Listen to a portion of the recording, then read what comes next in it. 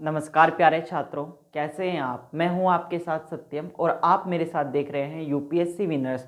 तो कुछ देर के लिए आप मेरे साथ और मैं आपके साथ। तो लगाइए हेडफोन्स और अपने स्क्रीन को कीजिए फुल और मेरे साथ कुछ समय के लिए आप इस बोर्ड पर खो जाइए, क्योंकि यहीं से आपके लिए क्वेश्चन बनने वाले हैं।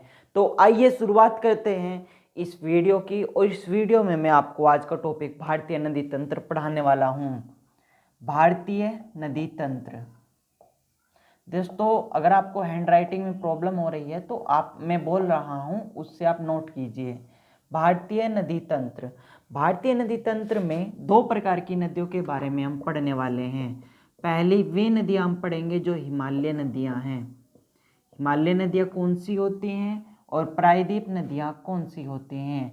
आइए इनके बारे में भी हम बात करते हैं। देखो, नदियों के प्रकार तो मैंने आपको बता दिए। एक तो हिमालय नदी, दूसरी प्रायद्वीप नदी। हिमालय नदी वे नदी होती है जो ग्लेशियर को पिघल कर अरब सागर में जाकर गिरती हैं। यानी जो ग्लेशियर को क्या बोलते हैं हम, हिमनद, राइट। आपको इसकी एक और विशेषता पता होनी चाहिए।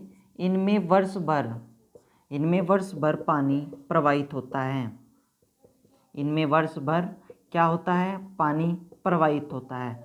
दूसरी अगर मैं बात करूं, ये प्रायद्वीप नदियां वर्षा पर निर्भर होती है।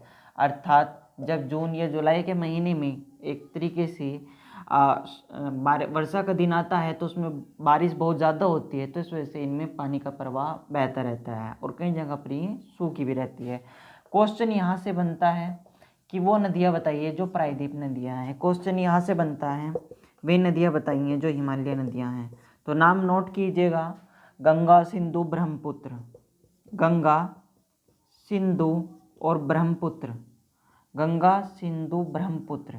गंगा, सिंधु, ब्रह्मपुत्र। याद रहेगा, गंगा, सिंधु, ब्रह्मपुत्र में नदियाँ कौन सी हैं, हिमालय नदियाँ, जिनमें वर्ष भर पानी प्रवाहित होता है या जल प्रवाहित होता है। अब बात करते हैं प्रायद्वीप नदियाँ कौन कौन सी हैं। पहले नंबर पर आती है आपकी महानदी। महानदी कौन सी नदी है, तो प्रायद्वीप नदी है। दूसरे पर आती है आपकी ताप्ती। तीसरे पर आपकी आती है कावेरी। तीसरे पर कौन आती है, कावेरी। और चौथे पर आपकी आती है कृष्णा।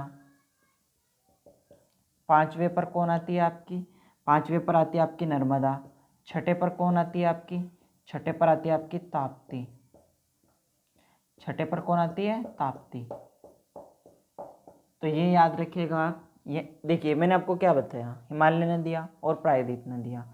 यहाँ से ही क्वेश्चन बनेगा। देखो, मेरे पढ़ाने का तरीका बहुत यूनिक है। आशा करता हूँ इतने पॉइंट आपको क्लियर हो चुके हों, क्योंकि ये जो मैं आपको पढ़ा रहा हूँ ये किस लेवल का है। ये जितनी भी कांस्टेबल की वैकेंसीज़ हैं, चाहे वो एसएससी जीडी तक हो या फिर आपकी रेलवे में हो या फिर एसआई, जितने भी एसआई की पोस्ट आती हैं, है ना, एसएससी सीजीएल और एसएससी सीजीएसएल तक ये क्लास आपके लिए लाभकारी हो सकती है ना। चलिए फिर आगे मैं बात करता हूँ।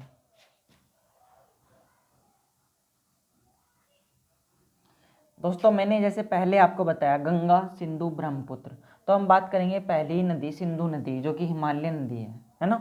तो चलिए पहला नोट डालिए आप, सिंधु नदी। पहला नोट डालिए आप, सिंधु नदी। डाल लिया सभी बच्चों ने। सिंधु नदी में पहला ही फैक्ट डालिए आप। सिंधु नदी में पहला ही फैक्ट डालिए। इसकी अगर लंबाई आपसे पूछ ले तो 280 किलोमीटर, यानी 2880 किलोमीटर इसकी क्या है, लंबाई। पहला फैक्ट ये। दूसरा फैक्ट, सिंधु नदी में अगर ये आपसे ये पूछ ले किन किन क्षेत्रों से होकर जाती है और फिर कहाँ पे जाके गिरती है, तो ये बात याद रखना, अरब सागर में गिरती है। अरब सागर में गिरती है। अरब सागर में कैसे गिरती है, तो ये याद रखिएगा। सबसे पहले दोस्तों, ये कहाँ से शुरुआत होती है, चाइना से। चीन से इसकी शुरुआत, भारत से फिर इसकी शुरुआत, भारत के बाद जाती है पाकिस्तान। और आपको यहाँ से एक और फैक्ट याद रखना, 80% इसका पानी यूज कौन करता है, पाकिस्तान। और 20% इसका पानी यूज कौन करता है, इंडिया। याद रहेगा, याद रहेगा। चलिए तीसरा फैक्ट इसमें ये बनता है, इसका उद्गम स्थल कौन सा है। ये बहुत इंपॉर्टेंट क्वेश्चन है, तो इसको मैं पहले भी IMP लगा देता हूँ। अगर आपसे इसका उद्गम स्थल पूछ ले तो उद्गम स्थल आपको उसको याद रखना है, ये बोखर, ये बोखर चू हिमनद, ये बोखर चू हिमनद, ये बोखर चू हिमनद कैलाश पर्वत से निकलती है। कैलाश बोखर चू हिमनद ये कहाँ पे है? कैलाश पर्वत से निकलते हैं, याद रहेगा। ठीक है, और इस कैलाश पर्वत के पास ही मानसरोवर झील भी है। मानसरोवर झील, मानसरोवर झील, मानसरोवर झील से क्या करती है? निकलती है। याद रहेगा? इतना याद रहेगा? ठीक है, आगे बढ़ते हैं। अब एक और क्वेश्चन यहाँ से बन सकता है सिंधु नदी से। क्वेश्चन दोस्तों ये बन सकता है कि जो सिंधु नदी है वो भारत में कहाँ से प्रवेश करती है। क्वेश्चन ये बन सकता है सिंधु नदी से, क्वेश्चन ये बन सकता है सिंधु नदी से कि सिंधु नदी भारत में कहाँ से प्रवेश करती है।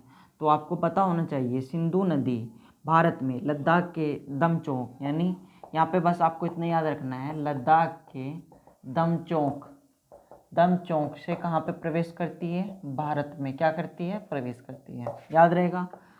चलिए दूसरा हम पॉइंट इसका याद रख करते हैं। यह लद्दाख एवं जास्कर श्रेणी में आती है। मतलब ये कौन सी श्रेणी में आती है? जास्कर श्रेणी। अगर ये पूछ ले सिंधु नदी कौन सी श्रेणी में आती है, तो जास्कर श्रेणी में आती है। चलिए तीसरा पॉइंट, लेह शहर किसके तट पर स्थित है? लेह शहर कहाँ स्थित है? तो आपको याद होना चाहिए सिंधु नदी के तट पर, सिंधु नदी के तट पर, सिंधु नदी के तट पर। याद रहेगा। चलिए चौथा हम याद करते हैं। चौथा इसमें इम्पोर्टेंट फैक्ट ये पूछ लेता है, सिंधु जल समझौता कब हुआ?